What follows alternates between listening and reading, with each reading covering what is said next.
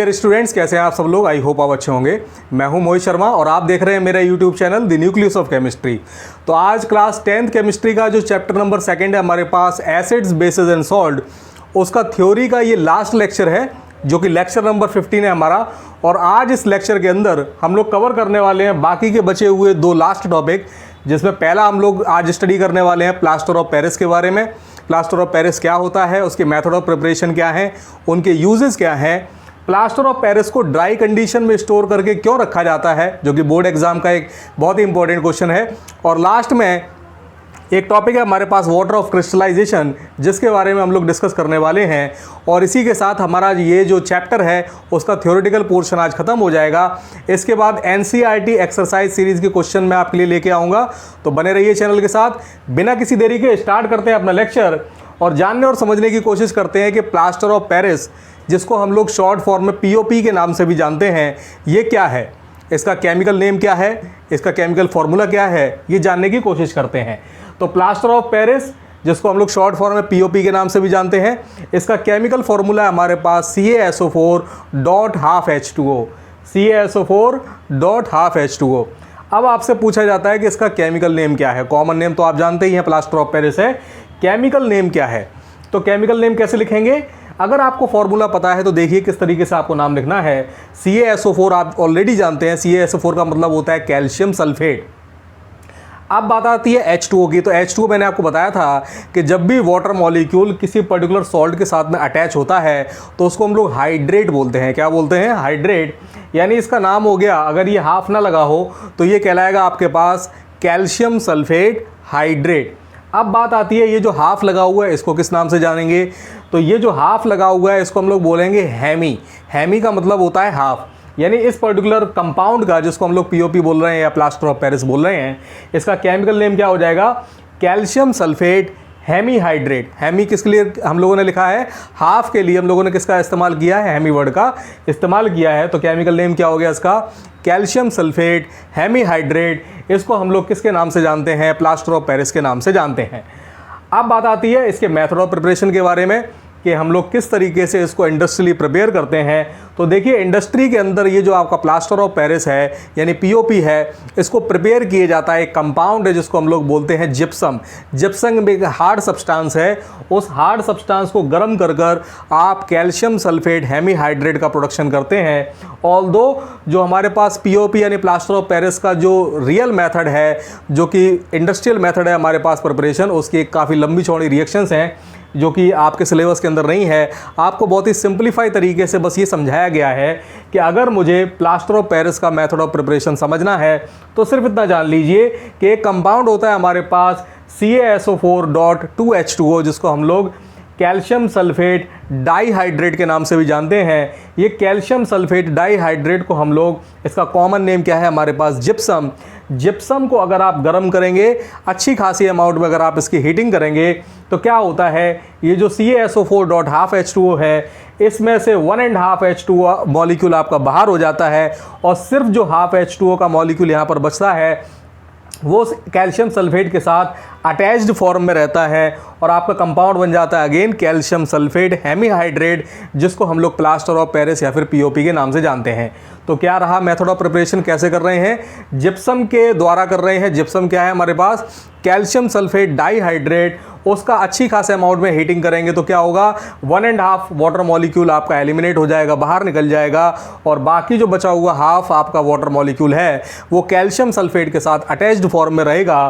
तो आपका ये जो कंपाउंड है वो CaSO4.12H2O, जिसको हम लोग कैल्शियम सल्फेट हेमी हाइड्रेट या प्लास्टर ऑफ पेरिस के नाम से भी जानते हैं, वो आपको फाइनली प्रिपेयर होके मिल जाता है। तो ये इसका मेथड ऑफ प्रिपरेशन है। चलिए जानने और समझने की कोशिश करते हैं कि ये जो पीओपी है इसके यूजेस क्या है, प्लास्टर ऑफ पेरिस के यूजेस क्या हैं। देखिए, बहुत सारे इसके यूजेस हैं। कहीं पर सरफेसेस आपकी जो है अनइवन हो जाती हैं, उनको प्लेन करने के लिए, या फिर कहीं रफ सरफेसेस हो जाती हैं उनको स्मूथ करने के लिए इसका इस्तेमाल करते हैं। हमारे घर के ऊपर जो फ्लोरिंग्स होती है, आजकल आप देख रहे होंगे कि जो भी नए घर बन रहे हैं उनके ऊपर अपनी जो रूफ्स होते हैं, रूफ्स के ऊपर जो है एक हमारे पास एक लेयर लगाई जाती है, कई सारी डिज़ाइंस बनाई जाती हैं रूफ के ऊपर, तो वो किससे बनाई जा रही हैं? आपकी पीओपी यानी प्लास्टर ऑफ पेरिस से बनाई जा रही हैं। यानी रूफ़ को डेकोरेट करने के लिए, रूफ़ को नई डिज़ाइन देने के लिए भी हम लोग किसका इस्तेमाल कर रहे हैं? प्लास्टर ऑफ पेरिस का इस्तेमाल कर रहे हैं। और आज की डेट में आपने देखा होगा कि दीपावली पर हम लोग जो आइडल्स परचेज़ करके लेके आते हैं, गणेश जी के, लक्ष्मी जी के, जो भी आइडल्स परचेज़ करके लेके आते हैं, आपने देखा होगा मार्केट के अंदर मैक्सिमम जो आइडल्स आ रहे हैं इस समय प्लास्टर ऑफ पेरिस के बन के आ रहे हैं। गणपति जी की पूजा की जाती है, कई लोग गणपति जी अपने घर पे मंगाते हैं, तो प्लास्टर ऑफ पेरिस से बनी हुई मूर्तियां ही अक्सर मार्केट से वो परचेज करके लेके आते हैं, क्योंकि प्लास्टर ऑफ पेरिस से मूर्तियों को बनाना आसान भी होता है, क्वालिटी भी अच्छी होती है, शाइन भी करती हैं ये मूर्तियाँ। ऑल्दो मैं आपको बता देना चाहता हूं कि पीओपी से ये जो बनी हुई मूर्तियां हैं वो एनवायरनमेंटल फ्रेंडली नहीं है। मैं आपसे रिक्वेस्ट करूंगा कि पीओपी से बनी हुई मूर्तियों को इस्तेमाल ना किया करें, क्योंकि ये एनवायरनमेंटल फ्रेंडली नहीं है, ये डिकम्पोज नहीं होता प्लास्टर ऑफ पेरिस आसानी से। पानी के अंदर अगर आप डालते हैं तो जो भी एक्वाटिक स्पीसीज़ होती हैं उनके लिए बड़ा हार्मफुल होता है, एक्वाटिक स्पीसीज़ आपकी ख़त्म हो जाती हैं।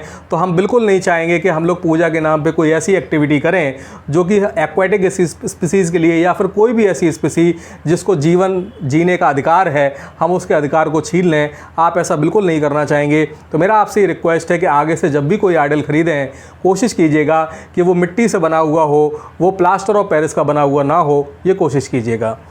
तो टॉयज़ को बनाने में इस्तेमाल हो रहा है, डेकोरेशन मटेरियल में।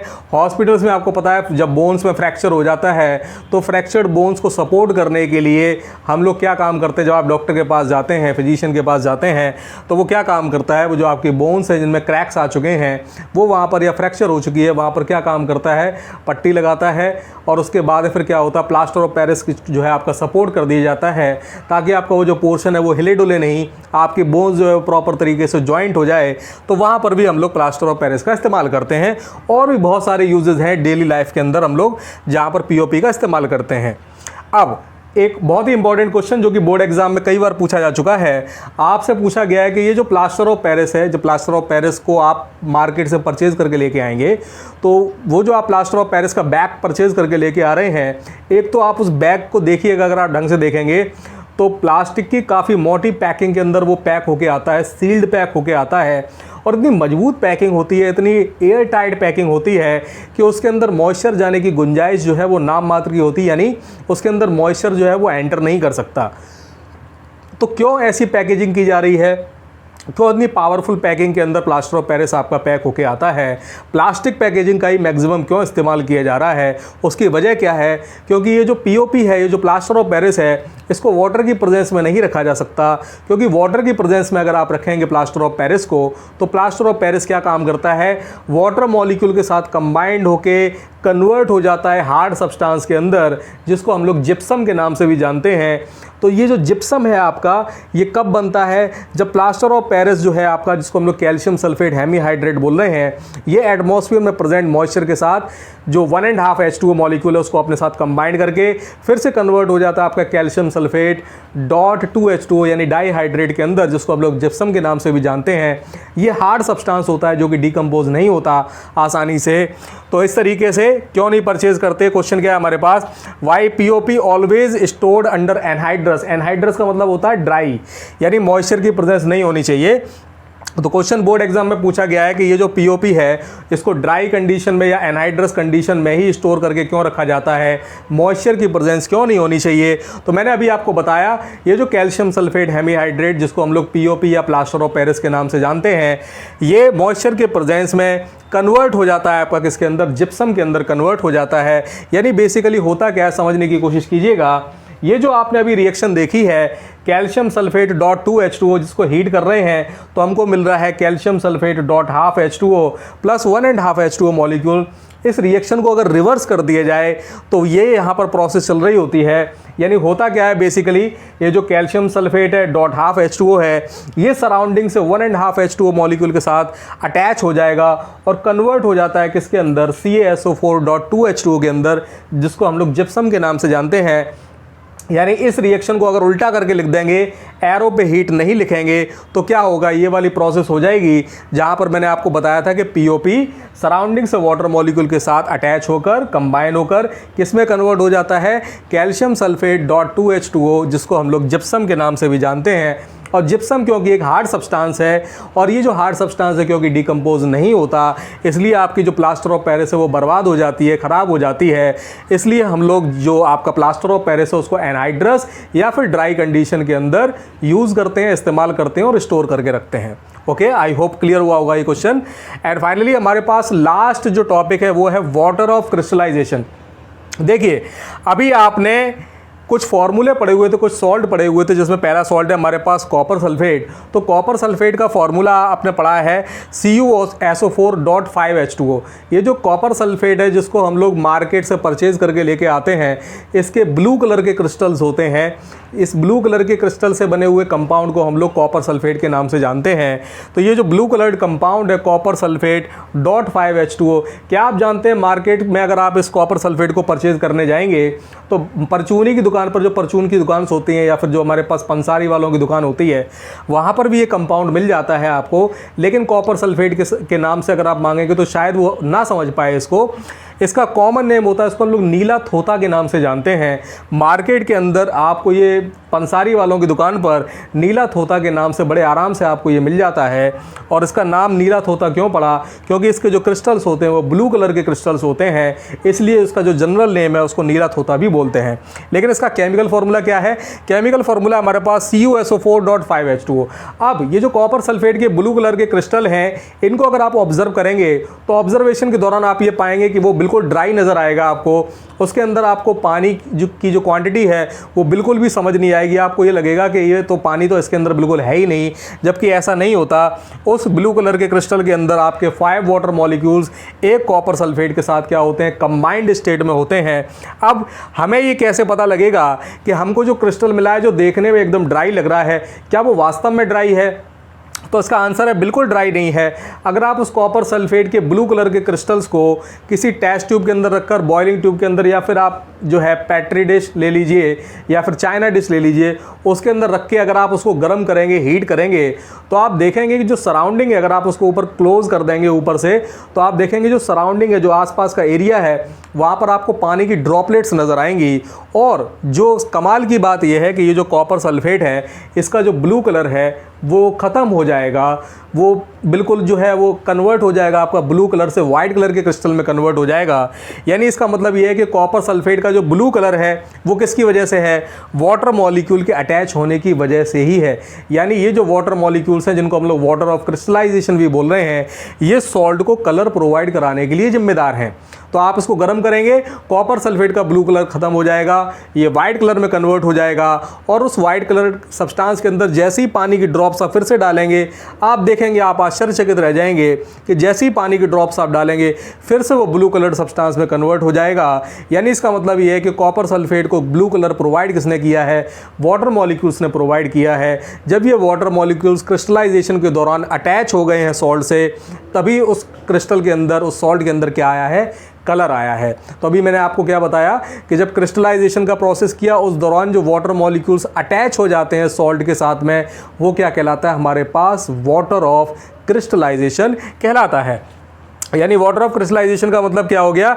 It is the fixed number of water molecules present in A salt. जो भी आपका सॉल्ट है, जो भी आपका कंपाउंड है, उसके पास में जो भी fixed number of water molecules present हैं, उन्हीं को हम लोग क्या बोलते हैं? वाटर ऑफ क्रिस्टलाइजेशन बोला जाता है। और ये वाटर ऑफ क्रिस्टलाइजेशन याद रखिएगा, वाटर ऑफ क्रिस्टलाइजेशन रिस्पॉन्सिबल है किसी भी सॉल्ट को क्या प्रोवाइड कराने के लिए?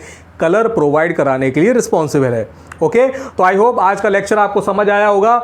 और इसी के साथ जो हमारे इस चैप्टर का थ्योरेटिकल पोर्शन है वो खत्म हो चुका है। अब एनसीईआरटी एक्सरसाइज के और इन टेक्स्ट के जो भी क्वेश्चंस बचे हुए हैं उनको हम लोग सॉल्व करेंगे। साथ ही साथ आपके जो एनसीईआरटी एग्जाम्पलर के क्वेश्चंस की सीरीज़ है उसको भी मैं कंटिन्यू करने वाला हूँ फिर से। तो फिर से आपकी वो सीरीज़ आपकी लॉन्च होने वाली है। तो जो आपकी जो रह गई थी, आपका चैप्टर नंबर 1 है, उसका जो एनसीईआरटी एग्जाम्पलर वाला पार्ट है, अब वो दोबारा से स्टार्ट होगा, क्योंकि वहाँ पर कुछ क्वेश्चंस ऐसे थे जो इस चैप्टर से कनेक्टेड थे, इसलिए मैंने उसको वहाँ पर स्टॉप कर दिया था। अब ये चैप्टर भी आपका फिनिश हो चुका है। अगर इस चैप्टर की कंप्लीट थ्योरी आपने देख रखी है तो अब आपको एनसीईआरटी एग्जाम्पलर के चैप्टर 1 के क्वेश्चंस भी बहुत अच्छी तरीके से समझ में आएंगे। तो इसी तरीके से चैनल को देखते रहिए। अगर कोई भी मेंबर ऐसा है जो फर्स्ट टाइम वीडियो को देख रहा है, सब्सक्राइब कर लीजिए। वीडियो लेक्चर अच्छा लग रहा है तो प्लीज़ लाइक कर दिया कीजिए। अब रेगुलर बेसिस पर आपको वीडियोस आते रहेंगे। मैं अभी कुछ टाइम से व्यस्त रहा क्योंकि समर वेकेशन चल रहा है, तो थोड़ा मैं अपनी फैमिली के साथ में अपना टाइम स्पेंड कर रहा था, इसलिए कुछ दिनों से मैं वीडियो लेक्चर्स अपलोड नहीं कर पा रहा था। अब मैं फ्री हूँ, डेली बेसिस पर आपको वीडियो लेक्चर्स फिर से मिलना स्टार्ट हो जाएंगे। तो अब आप इसी तरीके से इस चैनल को सपोर्ट करते रहिए। Thank you very much.